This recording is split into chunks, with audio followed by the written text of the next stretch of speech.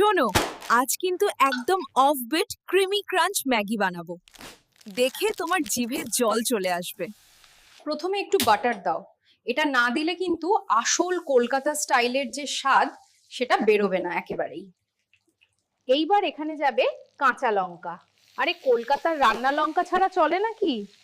এইটাই পুরো মুডটা তুলে আনবে। এবার ম্যাগি দিন। 2 মিনিট না, আপনি চাইলে আমি 1 মিনিটে বানিয়ে দিতে পারি, আপনি শুধু দেখুন। আরে, এটাই তো আসল ঝলক। টেস্ট মেকার আর দুটো চিজ, একে বলে একদম মস্ত কলকাতা ফিউশন। দেখো দেখো, ম্যাগিটা একদম ক্রিমি হয়ে গেছে, আর দুবার নারলোই রেস্তোরাঁর মতো টেক্সচার পেয়ে যাবে। এই চিপস লেয়ারটা কিন্তু দারুণ।